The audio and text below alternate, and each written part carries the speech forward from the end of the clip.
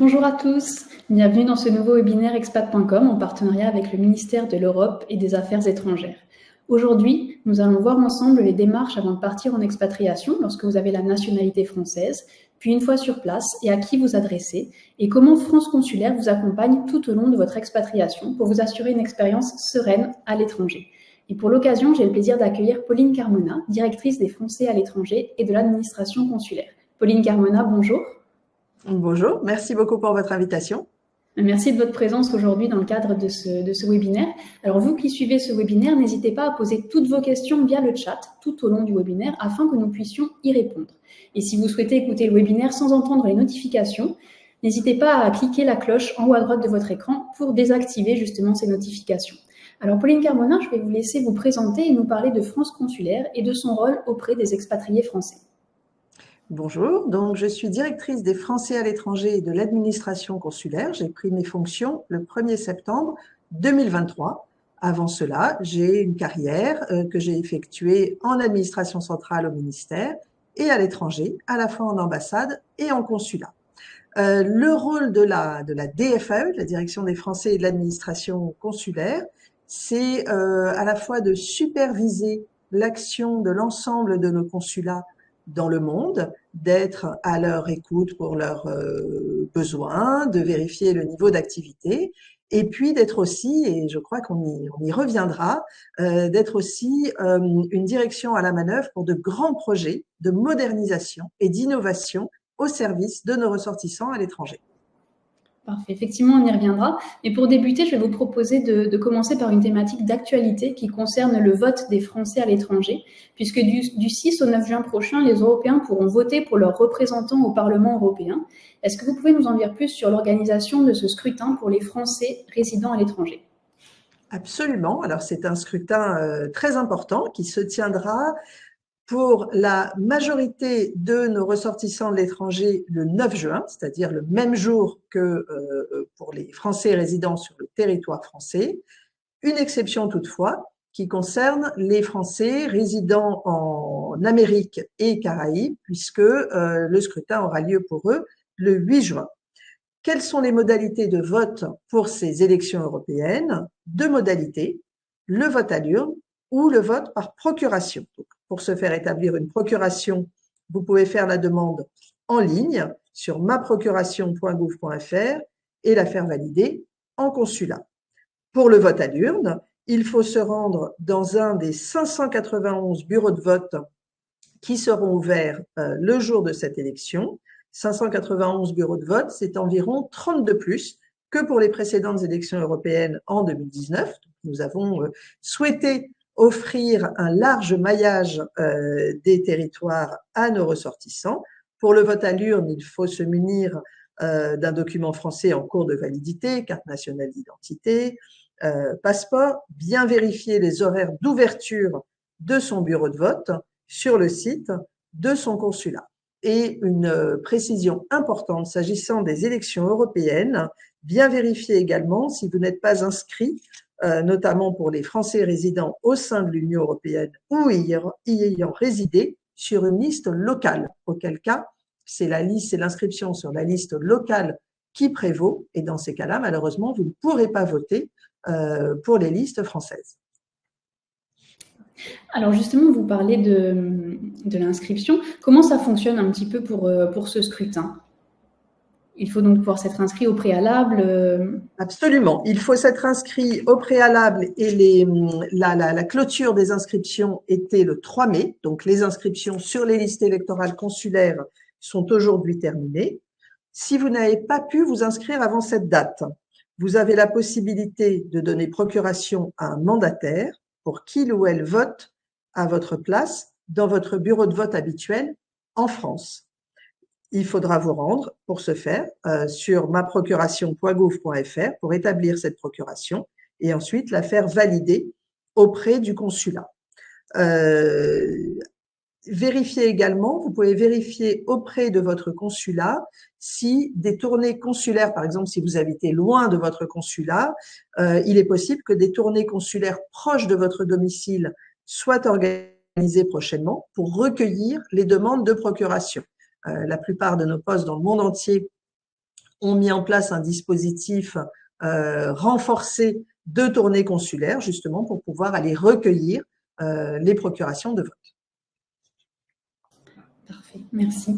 Alors, votre direction est à la manœuvre au sein du ministère des Affaires étrangères dans la mise en place de grands projets de modernisation. Est-ce que vous pouvez nous en dire plus? Absolument.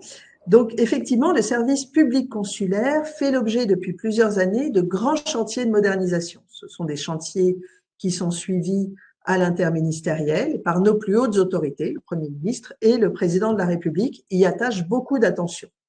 J'en citerai 4. Premier grand chantier, le vote par Internet.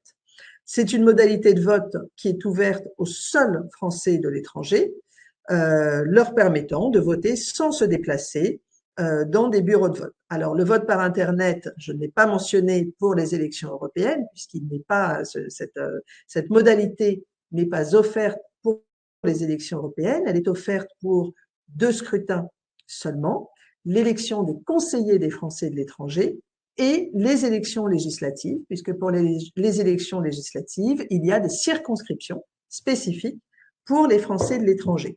Le vote par Internet a déjà été mis en œuvre à 5 reprises pour les élections législatives de 2012, de 2022, les élections législatives partielles de 2023 et les élections des conseillers des Français de l'étranger de 2014 et 2021. Et ce qu'on constate, c'est un fort engouement pour cette modalité de vote qui a été largement utilisée pour les législatives de 2022 et les partielles de 2023, avec plus de 70% des votants qui ont choisi de voter en ligne. Donc, dans ce contexte-là, compte tenu du succès de vote par Internet, le travail actuel consiste à faire en sorte que cette modalité soit prévue pour les prochaines élections où elle est offerte, à savoir les élections des conseillers français de l'étranger de 2026 et les élections législatives de 2027.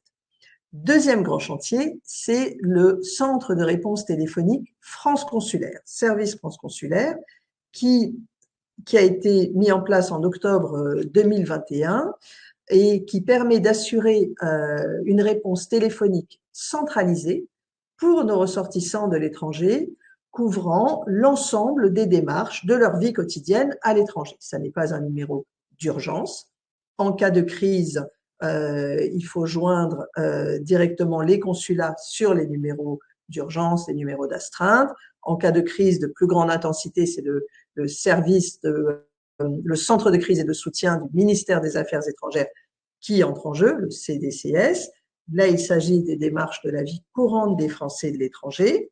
Et donc, à ce jour, le service France Consulaire prend les appels de l'ensemble des ressortissants français dans les pays d'Europe de l'Ouest. Il est en train de s'étendre à l'Afrique. Aujourd'hui, 46 pays sont couverts. Un record d'appels a été atteint en avril. Le centre reçoit une moyenne de 1500 appels par jour et offre un taux de satisfaction très élevé à nos concitoyens. Et l'objectif, c'est de déployer ce centre de réponse France Consulaire à l'ensemble de l'Afrique et de la zone Afrique du Nord, Moyen-Orient d'ici la fin de l'année, en visant pour la fin 2025 une couverture de l'ensemble du monde. Troisième grand chantier, c'est la création du registre électronique de l'état civil, donc la dématérialisation de l'ensemble de l'état civil qui est détenu et qui est géré par le ministère de l'Europe et des Affaires étrangères.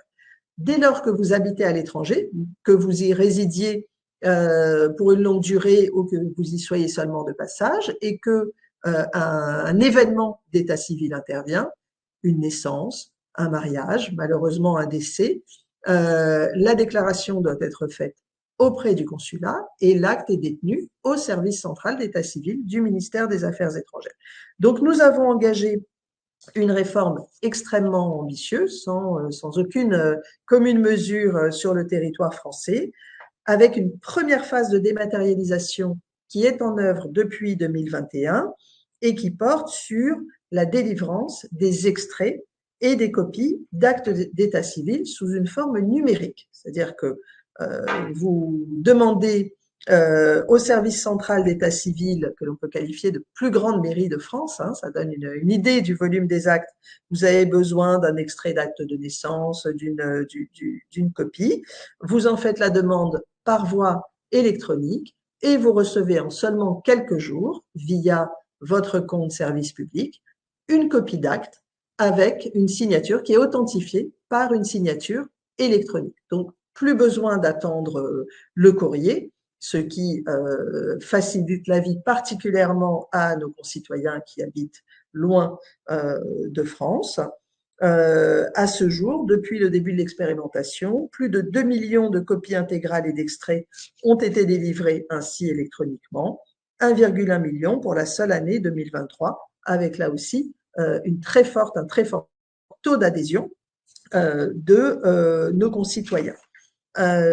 La prochaine phase de la dématérialisation de l'état civil elle sera mise en œuvre courant 2025 pour un achèvement à la fin de l'année 2025. C'est une démarche en ligne permettant, lorsque vous devez faire transcrire un acte d'état civil par votre consulat, eh bien de faire la démarche entièrement en ligne. C'est-à-dire que les Français n'auront plus besoin, les Français de l'étranger n'auront plus besoin de se déplacer au consulat pour faire ces démarches, mais pourront le faire de manière complètement dématérialisée. Et enfin, en attendant cette ouverture fin 2025, dès l'automne 2024, sera ouvert un guichet d'information en ligne, là aussi, point d'entrée unique pour l'ensemble des questions sur l'état civil. Aujourd'hui, vous pouvez vous renseigner sur des adresses mail ou par téléphone. Là, les Français auront accès à un guichet d'information unique qui permettra, et c'est l'objectif, d'accélérer l'arrivée des réponses. Enfin, quatrième grand chantier, c'est le lancement mis en œuvre depuis le 1er mars 2024 et pour un an, d'une expérimentation de renouvellement à distance des passeports pour les Français résidant dans 2 pays, le Canada et le Portugal. Depuis 2017, dans une trentaine de pays, nos ressortissants peuvent déjà recevoir leur passeport directement par la poste. Avec cette expérimentation, Canada-Portugal, le passage au consulat n'est plus nécessaire pour venir faire sa demande de passeport. Donc, ça permet de se voir renouveler son passeport à distance sans plus aucun passage par le consulat. C'est une expérimentation qui dure un an. Plus de 500 personnes aujourd'hui ont initié cette démarche en ligne. Et bien sûr, notre souhait, notre objectif au terme de l'expérimentation est de pouvoir non seulement la poursuivre dans ces 2 pays et puis surtout l'étendre à d'autres pays. Et on pense bien sûr à d'autres pays continents où ce type de service serait, nous en sommes convaincus, particulièrement prisé par nos ressortissants. Donc voilà les 4 grands chantiers. Je pense que ce qui est important de signaler, c'est qu'avec ces actions de modernisation, en fait, le ministère des Affaires étrangères offre à ses ressortissants de l'étranger des services qui n'existent pas sur le territoire français. Donc, on veille vraiment à tenir compte de la spécificité des Français de l'étranger, qui n'habitent pas tous. Nous avons un réseau diplomatique et consulaire très étendu, mais nos ressortissants n'habitent pas tous à proximité immédiate d'un consulat. Donc, on met en place des services innovants pour pallier ces difficultés, et puis des services aussi qui vont dans le sens du développement durable. Quand vous permettez à un Français, une Française, un Français d'accomplir ces démarches complètement à distance, et ben vous lui évitez de prendre l'avion, de faire 2000 km pour aller faire cette même démarche au consulat. Donc, on s'inscrit vraiment dans une démarche d'innovation et de recherche de solutions durables. Et pour les Français qui souhaitent s'expatrier, quelles sont les démarches qu'ils peuvent ou qu'ils doivent effectuer? Alors, la première démarche, c'est de se renseigner, puisqu'il y a un gros travail de mise à jour des informations qui a été mise en œuvre. Nous travaillons avec la Direction de l'information légale et administrative, la DILA, qui est la direction en France en charge du site service public. Donc, ce site service public présente désormais ces informations sous une approche, dans le cadre d'une approche par moment de vie. Donc, ça ne concerne pas seulement l'étranger, ça concerne toute une somme de moments de vie qui peuvent concerner également les résidents en France. Dans le cadre de l'expatriation, il existe un moment de vie, je pars à l'étranger, je vis à l'étranger, je rentre de l'étranger.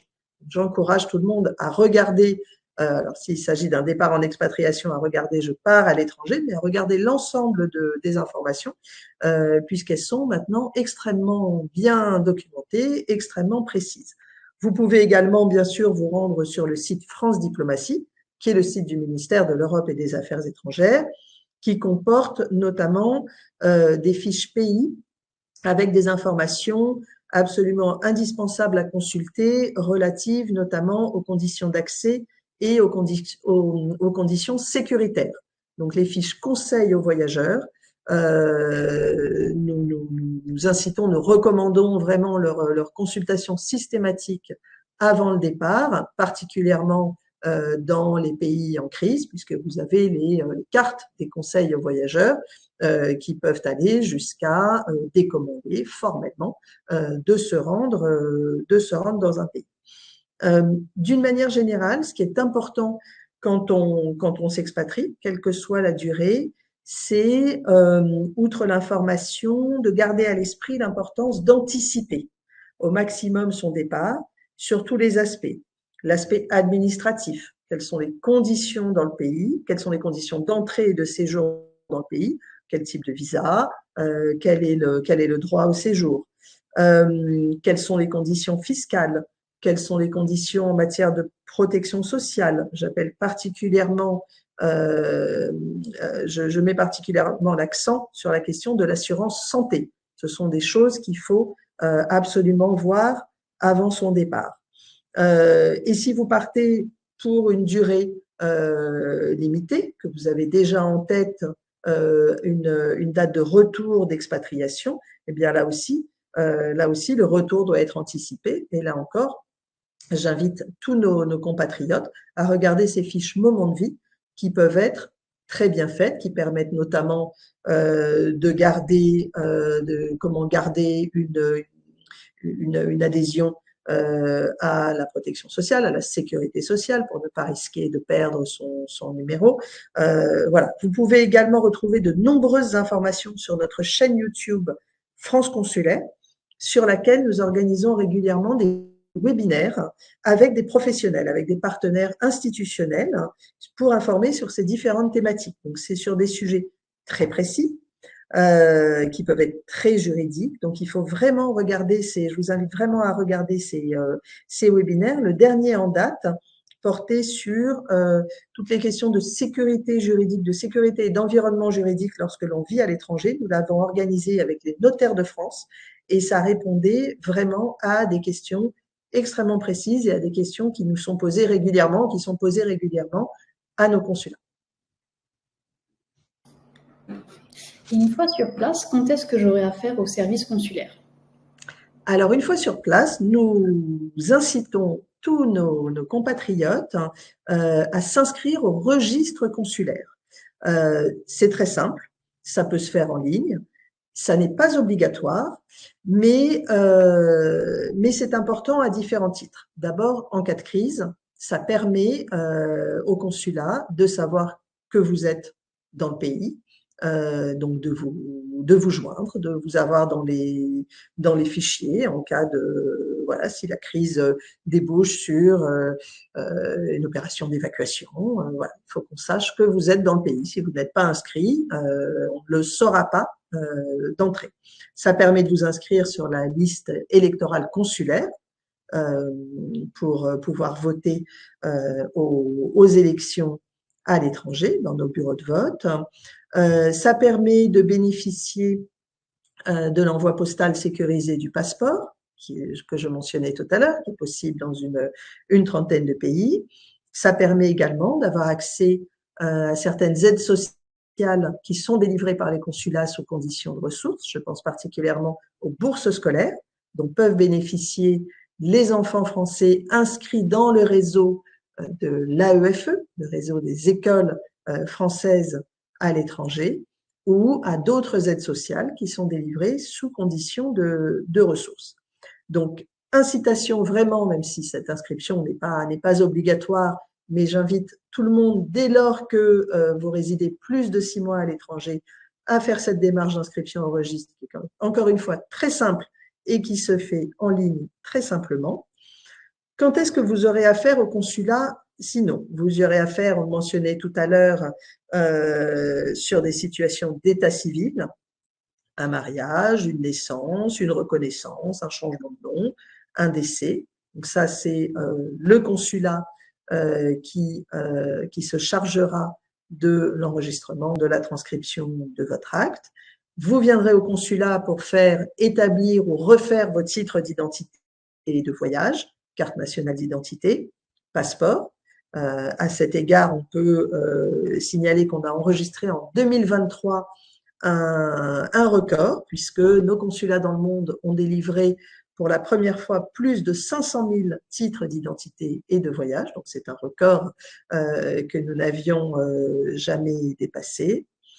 En cas d'urgence, si vous êtes de passage, que vous n'avez plus, vous avez perdu, vous êtes fait voler vos papiers d'identité, le consulat peut vous fournir un laissez-passer pour rentrer en France.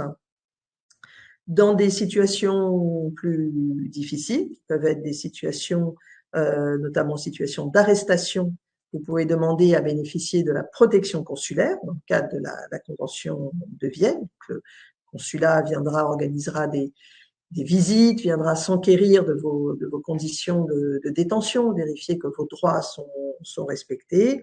Si vous êtes victime d'agression, le consulat pourra également vous aider, vous orienter, prendre contact avec la famille. Voilà, les consulats à l'étranger, ce sont vraiment des structures, des lieux. Parfois, on dit que c'est à la fois la mairie et la préfecture pour les Français de l'étranger.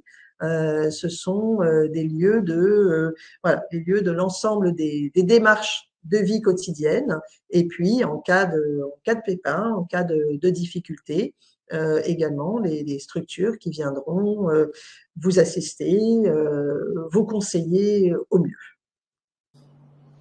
Dans le cadre de leur action auprès des Français résidents ou de passage, les consulats s'appuient-ils sur des partenaires extérieurs? Alors, d'abord, les consulats sont dans des pays étrangers, donc forcément s'appuient et sont en contact permanent avec les autorités locales.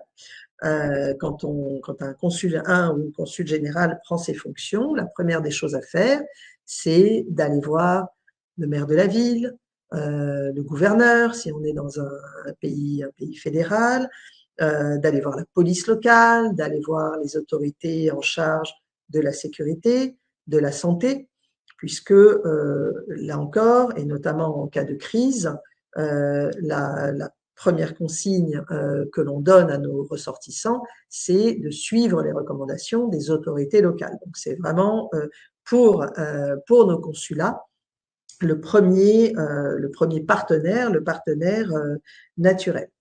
Après, on a tout un réseau de partenaires qui sont davantage dans la sphère des communautés françaises à l'étranger.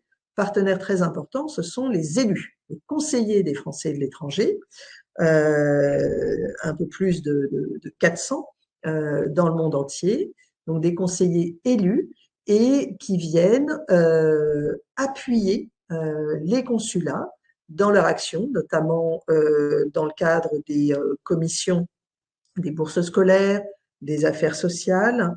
Ils viennent appuyer le consulat. Ce sont des relais très utiles pour signaler des situations, à la fois pour faire part de leur connaissance de la communauté, mais aussi pour signaler d'éventuelles situations de Français en difficulté, dont le consulat n'aurait pas forcément connaissance. Ce sont des interlocuteurs très importants qui sont associés à une enceinte consultative qui s'appelle le Conseil consulaire. Les conseils consulaires sont présidés maintenant depuis quelques années par des élus, donc interlocuteurs très importants des postes. Il y a également des associations reconnues d'utilité publique Je citerai l'Union des Français de l'étranger, l'ADFE Français du Monde et également la Fédération des accueils de France, la FIAF. Ces 3 associations reconnues d'utilité publique sont également des interlocuteurs traditionnels, naturels et très réguliers des consulats, puisqu'ils permettent d'intervenir sur des champs qui ne sont pas des champs d'intervention des consulats. Par exemple, des activités festives au profit des Français, au profit des nouveaux arrivants, notamment. L'activité des accueils de France est quelque chose d'extrêmement utile, extrêmement prisé quand vous arrivez dans un nouveau pays que vous ne connaissez personne. Regardez s'il y a un accueil dans la ville où vous êtes, ça vous permettra de vous intégrer très facilement, de faire connaissance, d'avoir accès à des activités francophones, activités culturelles, activités de type social également. Donc, ces associations sont vraiment des relais très importants.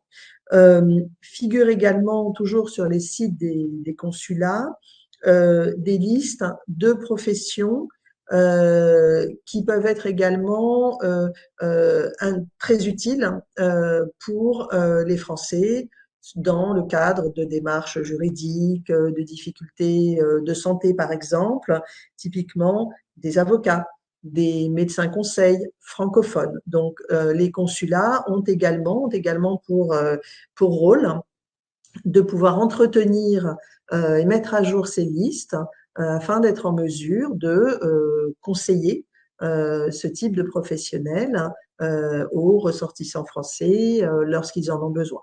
Et puis après, évidemment, les consulats ont aussi des liens avec, au-delà des autorités locales, eh bien, le cas échéant, la société civile locale, des ONG, des associations qui peuvent être des relais là aussi très utiles vers lesquels orienter nos ressortissants de l'étranger. Et puis après, bien sûr, je me dois de mentionner tout l'écosystème culturels comme les instituts, les alliances françaises, l'écosystème économique avec les chambres de commerce, les conseillers du commerce extérieur, les écosystèmes French Tech. Voilà, il y a toute une équipe France à l'étranger qui, dans certains pays, va être extrêmement dense, dans d'autres plus resserrée. Mais voilà, nous avons la chance d'être un des pays avec les plus gros réseaux diplomatique au monde. Et quand on parle de réseau diplomatique, ça recouvre une dimension politique, une dimension consulaire, culturelle, scientifique, économique, voilà, et des partenaires associatifs et des élus extrêmement impliqués. Eh bien, merci Pauline Carbonnin pour toutes ces précisions. Donc, nous allons désormais passer à la partie questions-réponses puisque nous avons collecté en amont de ce webinaire des questions que nous souhaitons vous adresser. Donc, on va débuter avec une question de François qui a une question sur les élections. François, je suis français, expatrié aux Philippines, je n'ai pas de bureau de vote près de chez moi. Comment fait-on pour voter par procuration? Peut-être rappeler la procédure que vous avez évoquée au début du webinaire. Oui, tout à fait. Alors, François, vous pouvez vous rendre sur maprocuration.gouv.fr, indiquer les informations vous concernant et relatives à votre mandataire qui votera pour vous le jour du scrutin. Vous devrez ensuite faire valider votre procuration au consulat à Manille. Donc, comme je le signalais tout à l'heure, n'hésitez pas à les contacter pour savoir si des tournées consulaires proches de votre domicile sont organisées afin de limiter vos déplacements, de vous éviter d'avoir à vous rendre au consulat. Attention, votre mandataire devra voter dans le bureau de vote dont vous dépendez. Si vous êtes inscrit sur une liste électorale consulaire aux Philippines, il faudra donc que votre mandataire se rende au bureau de vote à Manille. Si vous êtes toujours inscrit dans votre commune en France, que vous ne vous êtes pas inscrit sur la liste électorale consulaire avant le 3 mai, il faudra que votre mandataire puisse se déplacer dans votre commune. Parfait. Maintenant, nous allons passer à une question de Marion qui demande les formalités à accomplir pour s'inscrire au registre des Français établis hors de France. C'est très simple, puisque l'inscription au registre peut se faire directement en ligne, sans déplacement au consulat, sur le site servicepublic.fr. Vous devrez renseigner les informations vous concernant, charger votre pièce d'identité, un justificatif de domicile et une photo. Vous pouvez retrouver un tutoriel explicatif de cette démarche en vidéo sur notre chaîne YouTube France Consulaire. Parfait. Une question à présent de Marion. Marion qui nous demande est-ce qu'il y a un consulat français dans tous les pays et si ce n'est pas le cas, vers qui se tourner? Donc lorsqu'il n'y a pas de consulat, vers qui peut-on se tourner? Alors, la France dispose d'un des réseaux diplomatiques et consulaires les plus étendus au monde. Nous sommes présents via une ambassade ou un consulat dans plus de 160 pays. Donc, ça fait déjà une couverture très importante. Il y a certains cas où vous pouvez résider dans un pays qui n'a ni ambassade ni consulat. Dans certains de ces pays peuvent être rattachés à une ambassade et bénéficier d'un consul honoraire.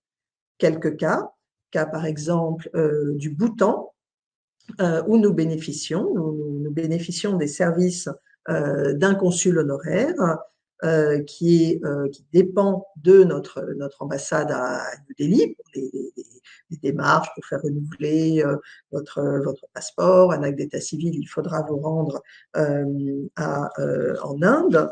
En revanche, en cas et notamment pour l'exercice de la protection consulaire, pour des renseignements sur vos démarches, le consul honoraire au Bhoutan pourra vous assister.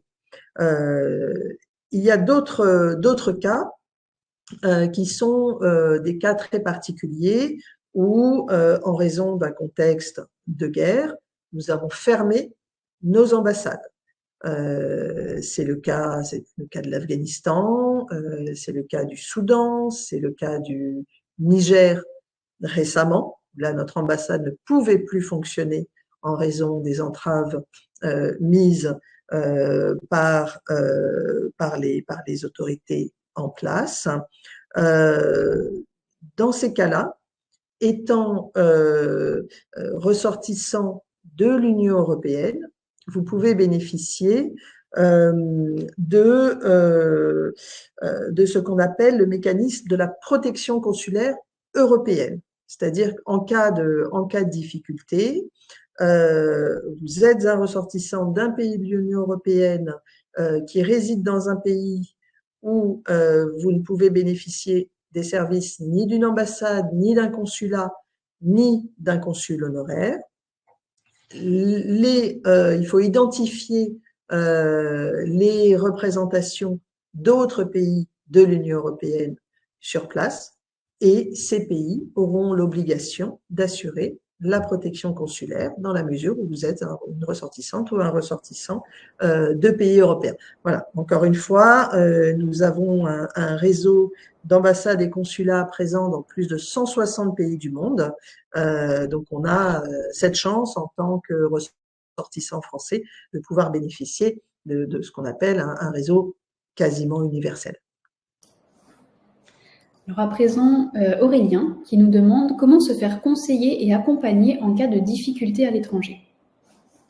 Alors, en fonction des difficultés que vous rencontrez, nous vous invitons à consulter le site internet de votre consulat, à le contacter directement. Si ce consulat fait partie du périmètre du service France Consulaire, vous pourrez avoir accès pour des démarches à cette réponse téléphonique France Consulaire. Qu'est-ce que le consulat peut faire pour vous? Le consulat peut vous mettre à disposition une liste de professionnels que je mentionnais tout à l'heure, liste de médecins, d'avocats, de notaires francophones pour vous conseiller, vous appuyer dans vos démarches. Dans des cas plus d'urgence, et je pense notamment à un accident, une arrestation, le consulat peut, si vous le souhaitez bien sûr, se mettre en lien avec votre famille en France pour les en informer. Et puis dans les cas d'arrestation, eh bien l'exercice de la protection consulaire, là encore, si vous la souhaitez, consiste à venir vérifier vos conditions de détention, vérifier que vos droits sont respectés et faire le lien, si vous le souhaitez, avec votre famille en France. Donc, vous avez évoqué les cas d'accident. On a une question là-dessus. Julie qui nous demande, en cas d'accident ou de rapatriement sanitaire à l'étranger, est-ce que le consulat peut m'assister? Alors, en cas d'accident, si vous en faites la demande, si vous le souhaitez, le consulat peut se mettre en contact avec votre famille en France, avec vos proches, avec votre compagnie d'assurance pour le dossier de rapatriement et rechercher une solution adaptée. Je précise que le consulat ne prend pas en charge financièrement votre rapatriement. C'est vraiment la raison pour laquelle nous rappelons très régulièrement l'importance de disposer d'une assurance rapatriement. Les Françaises, les Français qui voyagent doivent être assurés. Et c'est donc en plus de l'assurance santé, hein, mais il faut vraiment bien vérifier que l'assurance santé couvre un éventuel rapatriement. Et si ça n'est pas le cas, contracter spécifiquement pour la durée de son voyage à l'étranger une assurance rapatriement.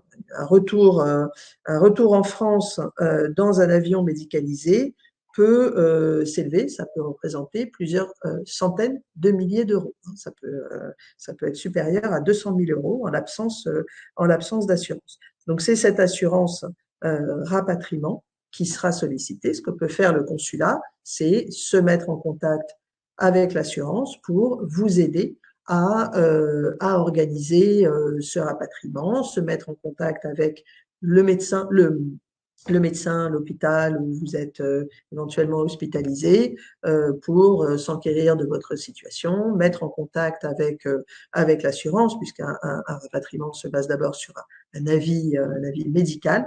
Donc voilà, ce que font les consulats, c'est organiser, vous aider, vous assister dans toute la prise de contact, mettre en relation les professionnels concernés, mais vraiment pensez à vous assurer. Et puis, en cas d'urgence, et si on constate que vous n'avez plus de pièces d'identité vous permettant de rentrer en France, par exemple, vous êtes accidenté, vous êtes hospitalisé suite à une agression, et dans le cadre de cette agression, on vous a en plus dépouillé de vos papiers d'identité, eh bien, le consulat vous délivre un laissez-passer pour vous permettre de rentrer rapidement en France. Alors, nous allons prendre une dernière question. Question d'Alex. Comment rester en contact avec la communauté française à l'étranger?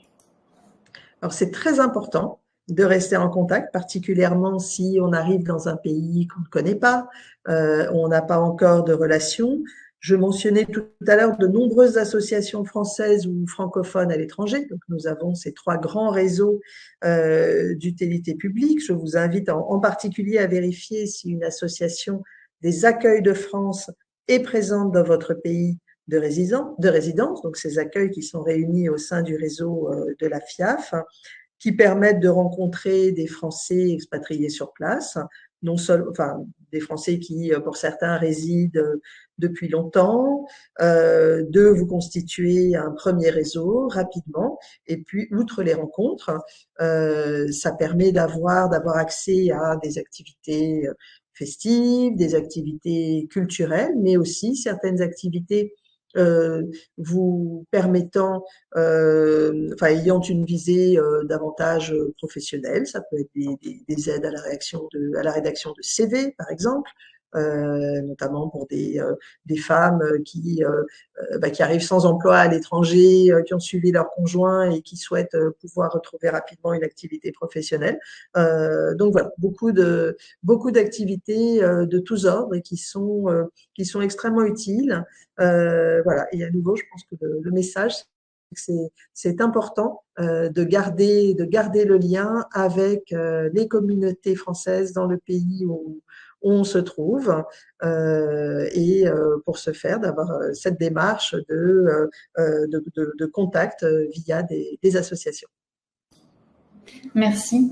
Alors nous allons à présent clore ce webinaire. Merci encore Pauline Carmona et merci à vous tous d'avoir assisté à ce webinaire. Pour toute question complémentaire, n'hésitez pas à contacter les équipes du ministère de l'Europe et des Affaires étrangères via leur formulaire de contact sur le site France Diplomatie. L'adresse s'affiche sur le chat. Et pour toute question sur votre expatriation ou votre quotidien d'expatrié, je vous donne rendez-vous sur le forum d'expat.com. Merci et à bientôt.